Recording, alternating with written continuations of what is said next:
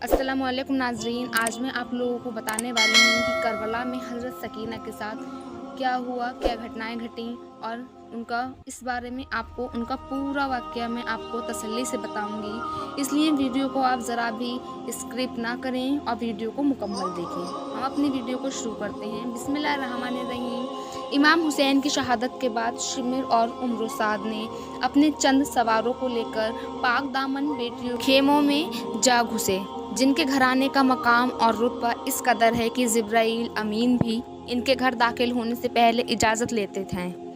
जब शिमिर लाइन खेमे के करीब पहुंचा तो सैयदा ज़ैनब अलैहिस्सलाम ने इस लाइन से कहा, अब तुझे क्या चाहते हो, तुम क्या चाहते हो, अब तुम यहाँ पर क्यों आए हो? इसने कहा, माल और असबाब लूटने आया हूँ। हज़रत ज़ैनब ने कहा, अफसोस ए शिमिर, तुझे दौलत की मोहब्बत ने अंधा कर दिया है।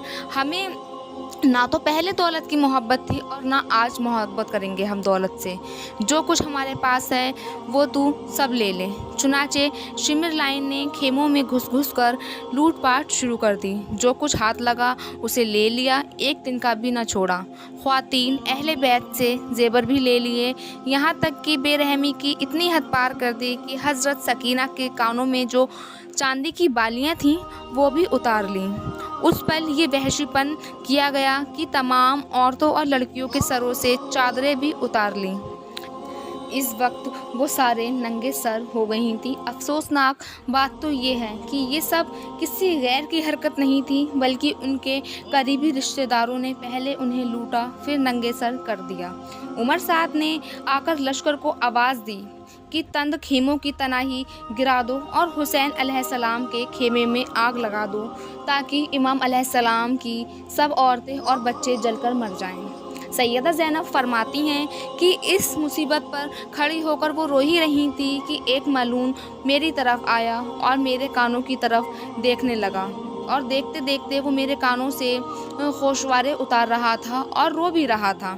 मैंने इस लाइन से कहा कि मुझे तुझ पर बहुत ज़्यादा ताज्जुब है। तू मेरा ज़ेबर और मेरी चादर तो लूटता है तो रोता जाता है। इस शकी ने जवाब दिया कि मैं तुम अहले बैत की बेबसी पर रोता हूँ।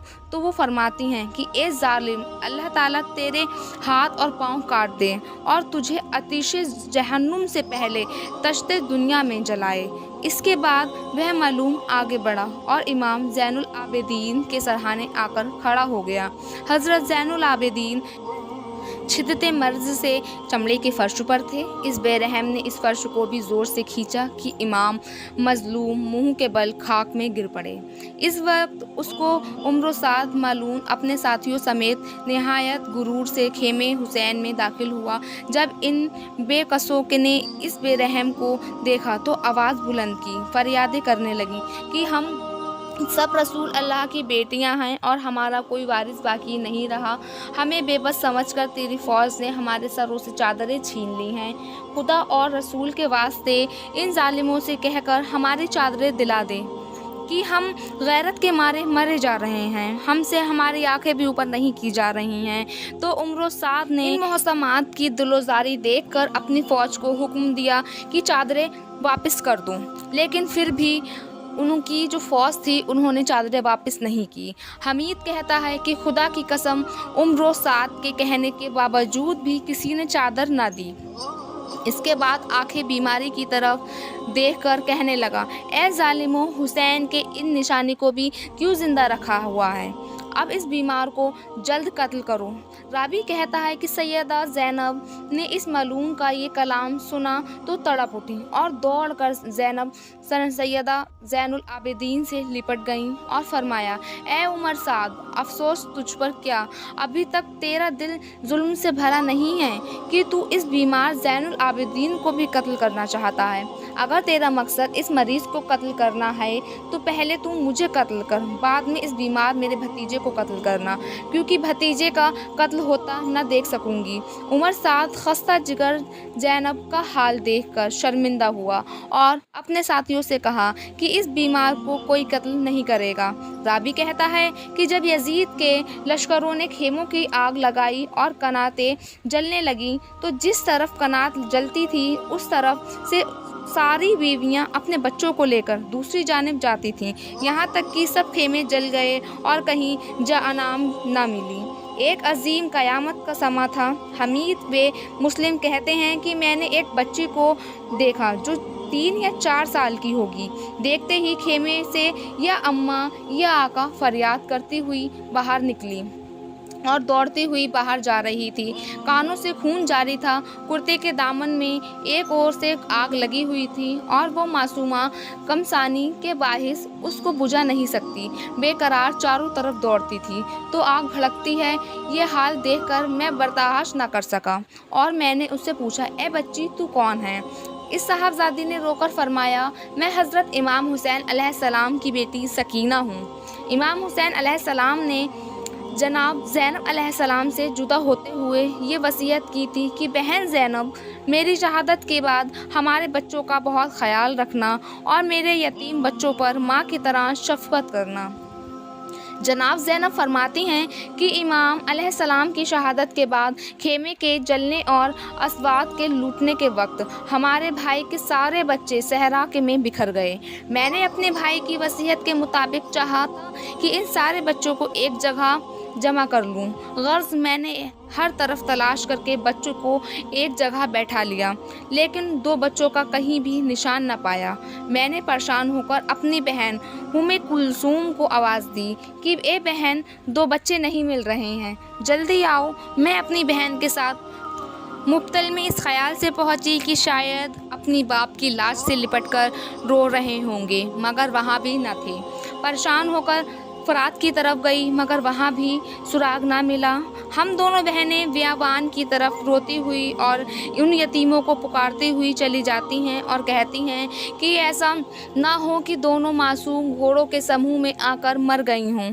इसीलिए असलाहा में हम दोनों बहनें एक घड़े के कने पहुंची तो एक स्याही नमोदार हुई। जब मैंने इन स्याही की तरफ चली तो देखा कि वो दोनों गरम रेत पर पड़े हुए हैं और एक दूसरे की गर्दन में बाहें डालकर खाक में छुपे हुए हैं। मैंने बहन उम्मे कुलसूम से कहा, ए बहन, आहिस्ता कदम रखो, ये दोनों यतीम सो रहे हैं, ऐसा ना हो कदम की आवाज़ से चौंक पड़ें। जब करीब पहुंची तो देखा कि इन फूल के रुखसार जर्द हो गए हैं और कुछ खाक उड़कर उनके मुंह में भर गई है और आँखों में हल्के पड़ गए हैं। मैंने चाहा कि इन लोगों को उठाकर खेमे की तरफ ले चलें। जब मैंने इनके शनों की हरकत दी तो देखा कि इनकी रूहें जिस्म से निकल गई थीं और प्यास की शिद्दत से इनकी ज़ुबान बाहर निकल आई थी। मैं इस वक्त यह हाल देखकर आवाज़ बुलंद रोने लगी और कहा, ए बहन उम्मे कुलसूम, ये दोनों मासूम तो मर चुके हैं। हम दोनों बहनों ने इन मासूम को गोदों में उठाकर कत्विल में लाकर लिटा दिया। फातिमा तौहतर सैयदुल सदा से मजदुल है। इस बीबी ने फरमाया, जब इमाम अली मकाम अलैहिस्सलाम चचा और भाई शहीद हो चुके हैं, इस वक्त तक दर खेमे पर खड़ी थी। उस वक्त मेरी निगाह कत्लगाह पर पड़ी तो मैंने देखा कि मेरे वालिद और सारे लोगों की लाशें गर्म रेगिस्तान में खरोखून पड़ी हैं कि एक अजीब मुसीबत देखकर मैं रो रही थी। मैं इस फिक्र में थी कि जब तक यहाँ पर एक सवार हाथ में तेज़ नोकदार नेज़ा लेकर सामने आते ही अहले बैत को नोक नीज से मारना शुरू किया। इस मुश्किल वक्त का सामना करते हुए एक बीवी दूसरी बीवी के पीछे और ये कहती थी, आया तो फरियाद दर्ज की कि हमारी फरियाद को पहुंचाएं और हम बेहिस्सों की मदद करें और हमें पनाह दें। और कोई बीवी चिल्लाती थी, ए नाना मोहम्मद मुस्तफ़ा, ए बाबा अली मुर्तज़ा, ए भाई हसन मुश्तबा और हुसैन शहीद रोह, खुदा अफसोस है कि आज तुम ज़िंदा नहीं हो। इन जालिमों के हाथों से बचाते और हम इस जंगल में तबाह और बर्बाद हो रहे हैं। जनाब फातिमा फरमाती हैं कि जब मैं अपनी माँ और फूफी को इस हाल में देखा तो मेरे होश हवास वजह ना रहे और मैंने तमाम बदन खौफ से कांपने लगा। और उस वक्त मैं दरियाफ़त अपनी फूफी ज़ैनब ख़ातून को देखने लगी कि अगर वो मेरे करीब हों तो मैं इनके पास जाकर छुप जाऊं और इस जालिम के जुल्म से बच जाऊं। मैं इस फ़िक्र में थी कि एक मलून जब तक मेरी तरफ आते हुए मैंने उसको देखा। इसे देखकर मैं जंगल की तरफ भागी कि शायद इसके जुल्म से मैं बच जाऊं, मगर इस बेहिस ने हिस मेरे सामने आ खड़ा हुआ और मुझे सामने से रोक लिया और मेरे माथे पर इतनी नोक-नीच से एक तेज़ धारदार चीज़ मारी कि मैं मुंह के बल ज़मीन पर गिर पड़ी। और इस मलून ने इतनी बेरहमी से मेरे कानों से गोशवारे खींचे कि मेरे कान ज़ख्मी हो गए और इनसे खून जारी हुआ और तमाम मुंह लहू से तर हो गया। इसके बाद मेरे सर से चादर और मतना उतार लिया गया और फिर खेमे कहा की ओर चला गया। मैं इस सदमे से गाश आकर ज़मीन पर गिर गई। थोड़ी देर के बाद जब मुझे गाश से अफाका हुआ तो देखा कि फूफी ज़ैनब मेरे सिरहाने बैठी हुई रो रही हैं और मुझसे फरमाया कि ए बेटी उठो और चलो, देखो कि तुम्हारी भाई और बहनें ज़ैनुल आबिदीन पर क्या गुजरी। तो मैंने कहा कि फूफी अम्मा क्या उठूं, एक मलून मेरे सर से चादर मकना उतार कर ले गया और मुझे शर्म आती है कि मैं इन नामहरमों के सामने बरहंडा किस तरह फिरूं। अगर आपके पास कोई चादर हो तो बड़ाए मेहरबानी इनायत कीजिए कि मैं इन नामहरमों से सर और मुंह छुपा लूं। ये सुनकर बीबी बहुत रोईं और फरमाया, ऐ मेरी बेटी, तू अपने सर बरहंगी की मुझसे शिकायत करती है। तेरी फूफी भी तेरी ही तरह सर बरहंगा और बेमकना और बेचादर है। मेरे सर से भी एक मलून चादर और मकना छीन कर ले गया। इस मुसीबत उज़्मा की खबर सुनकर मैं खातून महशत की बेटी के सर को देखने लगी। जब मैंने उसकी हालत को देखा तो बहुत रोई। जब हम वहाँ पहुँचे तो हमने देखा कि हमारा तमाम असबाब लुट गया और सब बीबियाँ बेमकमा और चादर सर बरहंगा मातम कर रही हैं और हर तरफ से रोने और पीटने की आवाज़ें बुलंद हो रही हैं। मेरे भाई ज़ैनुल आबिदीन शिद्दत मर्ज़ के बाहिस मुंह के बल ज़मीन पर पड़े हैं और इनमें ज़रा भी उठने बैठने की ताकत नहीं है। हम इन मज़लूम के सरहाने बैठ गए और उनकी बीमारी, लाचारी, यतीमी पर रोने लगे। करबला के मैदान में शाम हो गई। वो शाम कैसी अंधुनाक शाम है जो अमले रसूल के खून से रंगीन है। अहले बैत के गिने चुने अफराद, जिनमें औरतें, बच्चे और एक मर्द ज़ैनुल आबिदीन हैं, उन पर शिद्दत जारी है।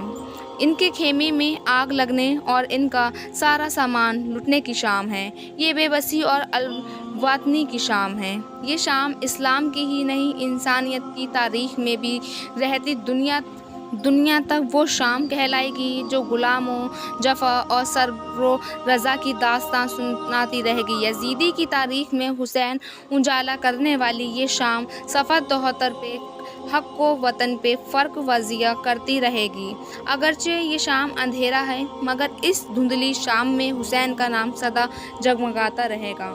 अगर आपको हमारी वीडियो अच्छी लगी हो तो प्लीज़ वीडियो को लाइक, शेयर, कमेंट ज़रूर करें एंड मिलते हैं अपनी अगली वीडियो में। जब तक के लिए अल्लाह हाफ़िज़।